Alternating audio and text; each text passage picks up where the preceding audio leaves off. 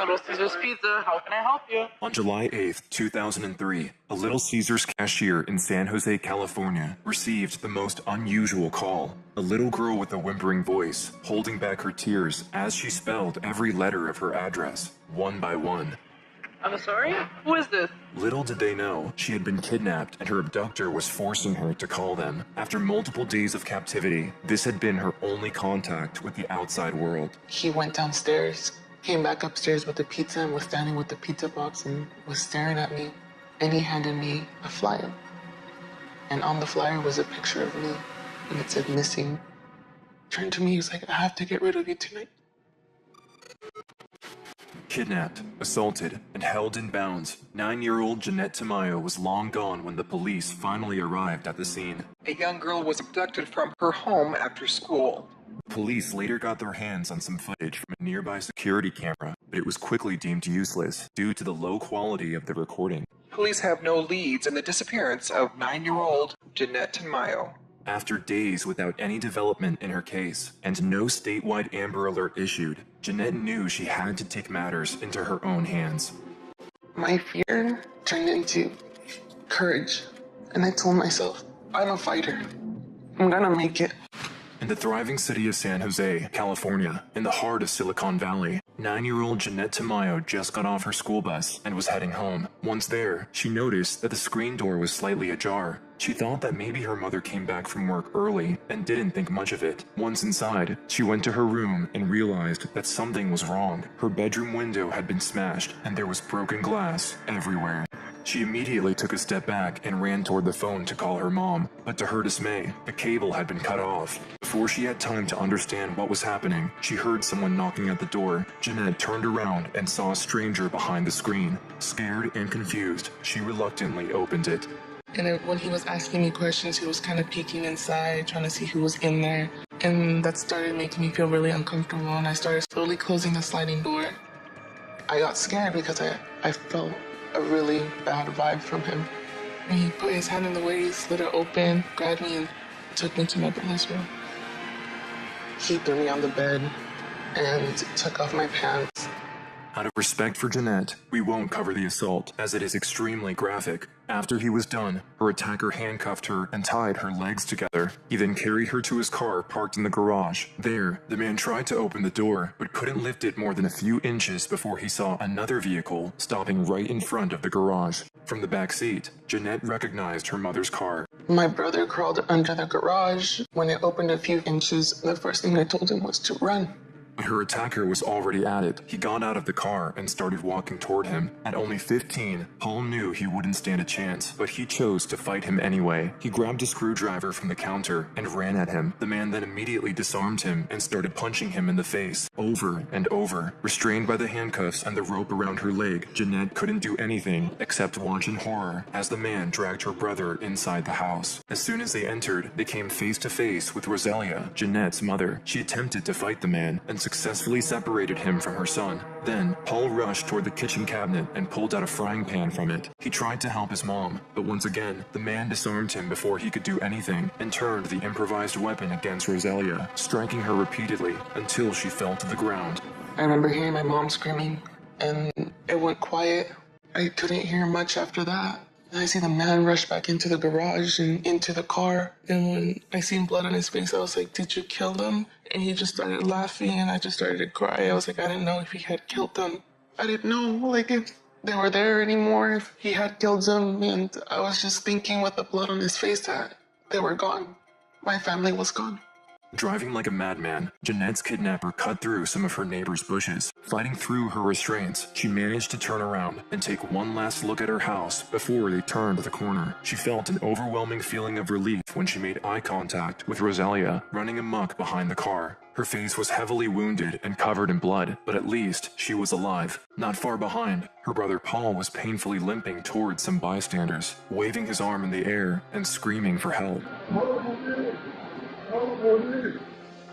As soon as the car passed the corner, Jeannette started to scream at the other drivers passing by, slamming her shoulder against the window in an attempt to catch their attention. But her undertaking didn't go unnoticed, as her attacker immediately grabbed the screwdriver from earlier and violently attacked her. After being hit twice, she moved out of his reach. I just remember sliding down and laying there and looking up at the ceiling of the car and just thinking to myself, I'm not gonna make it. I'm gonna die. Back at the house, after the police arrived, Rosalia was refusing to get into the ambulance. She was trying to explain everything that happened to the detective and the other officers, but her condition kept getting worse by the minute, and her panic state didn't do much to help. So after they secured Paul, they had to force her onto a stretcher against her will. They were both sent to the nearest hospital. Your mother? I don't care what happened to you, you thinking and you kids, but I don't can do anything. I don't can do anything. I can protect my kids.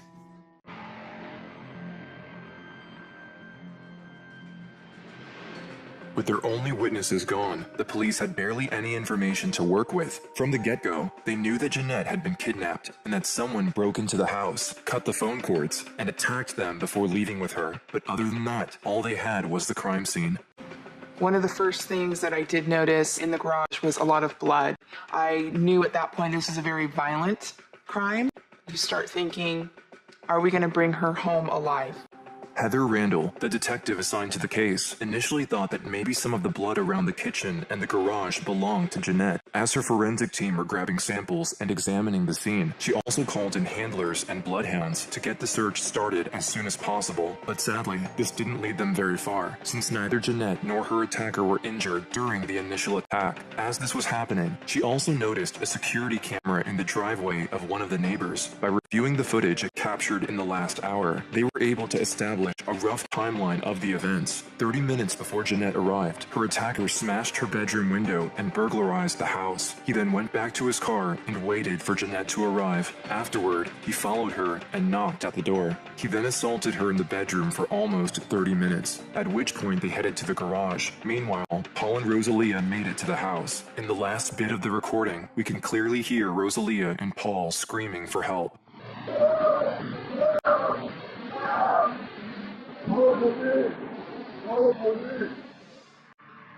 But Randall was mainly interested in one particular moment. Here, when the attacker's car was right in front of the camera. In California, it is mandatory to have either a name, a license plate number, or phone number tied to the perpetrator to issue a statewide Amber Alert.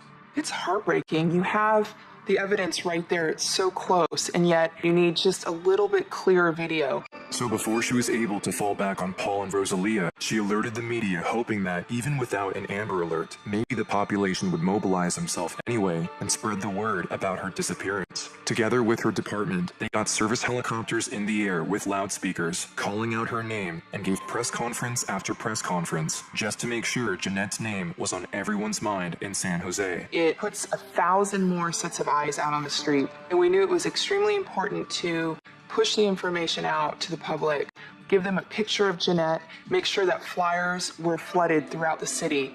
Along the way, Jeannette kept mental notes of every turn they made, hoping she would be able to find her way home if she ever escaped. After a short ride, the car suddenly stopped. The man drove into the garage of a large white house. He opened the door, picked her up, and carried her inside. There, he went up the stairs to the second floor and opened a locked door. Behind it was a very small room with a TV, a little window, a bed, and a bathroom. He threw her on the ground and approached her with a menacing look. After each assault, he would clinch her wrist to the shower head using a pair of handcuffs, run the water, and leave her there for a while. Like, I started to break down and cry, and that was my only safe place, was the shower, because every time he left me in the shower was when he didn't touch me, he wouldn't hurt me, or he wouldn't rape me. The next morning, the aftermath of the kidnapping took its toll. While the rest of the Tamayo family gathered around Rosalia in San Jose, the police asked some of the family members to take part in the public address. In the morning, he was watching the news again. My cousin was talking to me through the news. She was saying, Jeannette, if you can hear us, just know that. Be strong, girl. We're looking for you. She was like, just don't give up. That gave me hope. That gave me the strength. Either I'm going to fight to get out of here or die trying. During her second day of captivity, Jeannette started to plan out what would be her best course of action against her abductor. Because my life was at risk, I said to myself, I have to have a conversation with him so he gains my trust. So she tried to ask him the most casual question she could think of. So I remember asking him, where are you from? Her attacker turned around with a dubious look on his face. He stood up, looked at her straight in the eyes, and for the first time since he kidnapped her, smiled.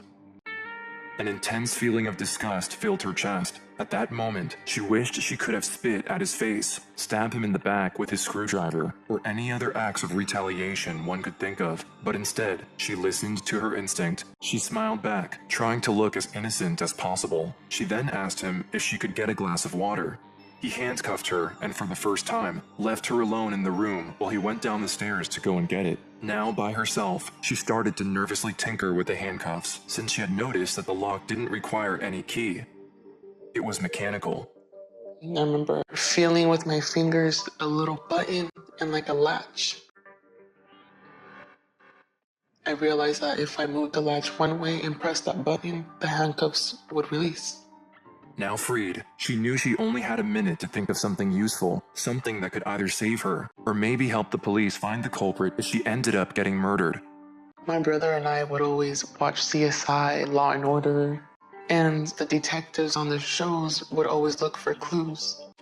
Swiftly, she grabbed the watch the man left on the nightstand. Then, she rushed to the other side of the room, where the man had placed a few toys for her to play with. She grabbed a little clay turtle out of them, and finally, she ran by the bathroom and grabbed her underwear. She remembered that the CSI cast often used the victim's underwear in sexual assault cases, and she wanted him to be punished for what he did to her. But soon enough, her investigation was cut short as she began to hear the heavy footsteps of her kidnapper walking up the stairs. I jumped back on the bed, put the handcuffs on, and once he walked through the door, he just looked at me, and in my mind I was hoping, please don't touch me, because I had things on me that I was afraid that he might find. On the third day, Jeannette's family was devastated by the lack of progress the case had made.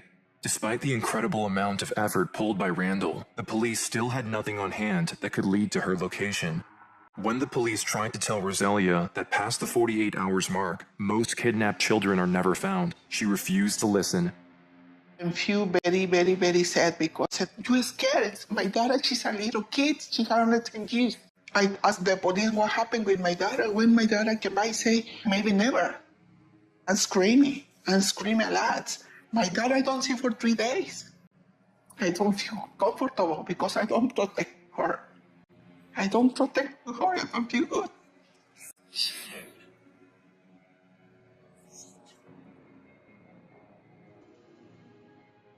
It is at this point that Jeannette became completely numbed to her kidnapper's assault. Her only impulse was to stay strong and stick to her strategy. She needed to continue to manipulate him. This was her only chance at survival. My befriending was working. He asked me, are you hungry? And I looked at him and I said, yeah. He gave me his cell phone. He had a cell phone with him. And he made me call for pizza. He gave me the phone number of the cell phone that he had. And I gave it to the man. The man on the other side of the phone said, can I get your address? He told me the address. And just like she did with the movement of the car 2 days ago, she memorized all of it. If she ever got away, she wanted to be sure she would be able to take him down afterward. Eventually, someone rang the doorbell, and her kidnapper left the room for a minute. When he came back, he had a smile on his face. He put the pizza on the floor, and on top of the box, there was a missing person flyer with her face on it. He then told her that he would get rid of her tonight, before leaving the room. Once he closed the door behind him, she threw away the pizza and started to grab all the evidence she could. She then stuffed all of it inside the pizza box and hid it under the bed. When he came back, he grabbed a pillow and started smothering her with it. Gasping for air, she tried to push her face against the side, but the man was too strong. As the lack of oxygen started to take its toll, she felt an immense rush of adrenaline running through her body, and in one final push, successfully slid her face to the side, enough so that she was able to take one last breath. As soon as 5 seconds later, after I got some air, he pulled the pillow off and he asked me, do you want to take a shower? When she came out of the shower, she quickly dressed up and made sure the pieces of evidence she gathered earlier were still in her pockets. She then heard someone knocking loudly at the door downstairs. She wanted to scream, but her kidnapper immediately jumped on her and put his hands over her mouth. Afraid that he would try to kill her again, she calmed down and waited for the person at the door to leave.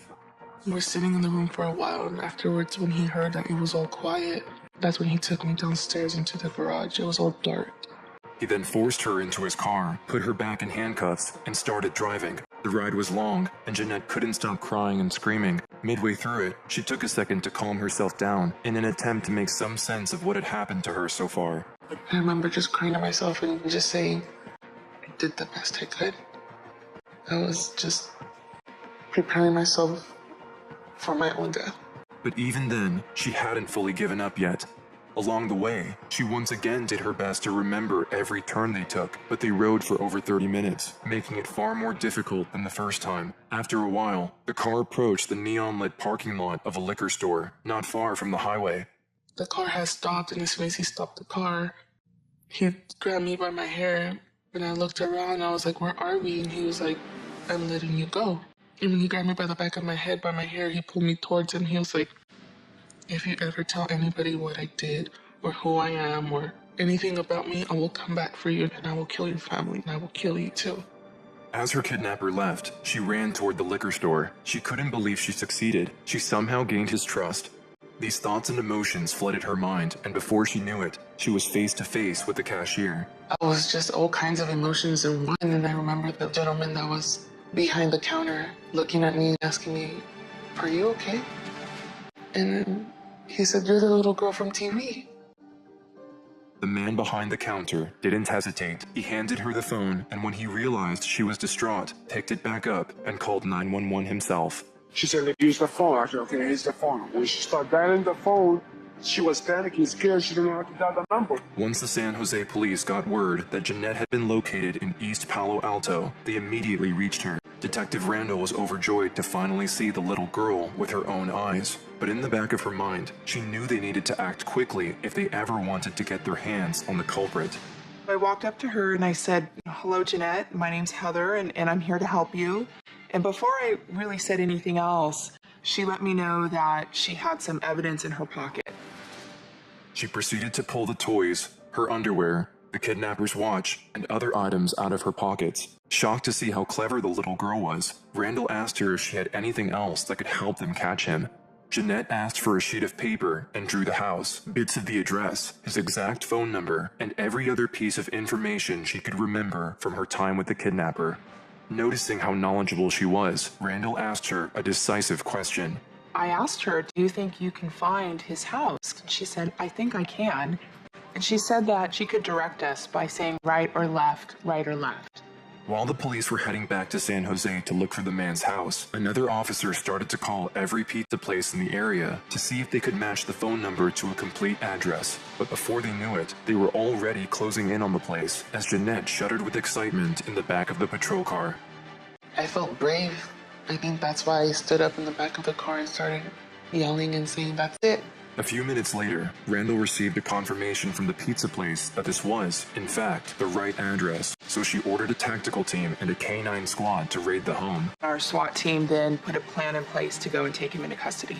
They had a layout of the home from Jeannette, and they went in and were able to determine that he was hiding up in the attic.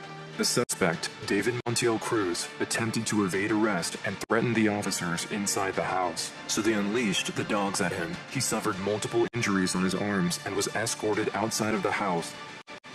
Inside, Heather also found the evidence-filled pizza box under the bed. Police say they know little about the background of the suspect. He was arrested at this house early yesterday morning. The district attorney's office filed 9 felony charges against Alvarez, including sexual assault, burglary, forcible lewd acts, rape, battery, and a special circumstance. After the arrest, Rosalia was called, but emergency services needed to get Jeannette into the ER as soon as possible. After all, she'd been stabbed, and the wounds had yet to be treated, so Rosalia and Paul followed them, and finally got reunited with her when she was stabilized. I remember them taking me to the hospital, running tests on me. I remember opening the door and seeing my mom, and her face was so bad. Like, she didn't even look like my mom. I think she touched my mom's face. She said, you're hurt. You know, she was so brave. She didn't care about herself. She was worried about us. You're everything to me, you and Paul were. Really happy because my roommate died. For December, es when she worked second time for me. The following years have not passed easily for Jeannette. For a time, she dealt with her personal pain on her own. She would never leave the house, stuck in the clutches of a paralyzing fear of men and the outside world. But when she was 15 years old, after 6 years of therapy, something clicked. She finally decided to face her fear and do something about it.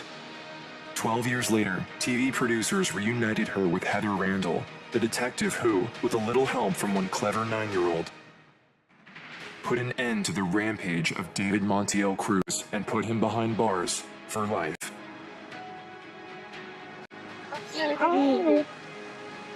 So good to see you. I never really got the chance to come back and tell you guys thank you for everything that you did. I really appreciate it. You were strong, you're smart. What happened was you were amazing. You were brave, and that's why you're here today. Even if her trauma hindered her childhood, she didn't let it take over her life as an adult. Today, she decided to follow in Heather's footsteps and study law enforcement. Her goal is to one day be a detective and help her community in the same way Heather helped her. And on top of that, she also wants to become a voice for the missing and every victim of violence. Everybody has a story, and no matter what life throws at us, no matter what obstacles, we're all fighters. And we all have the ability to keep going. I turned my fear into courage. I got my family back.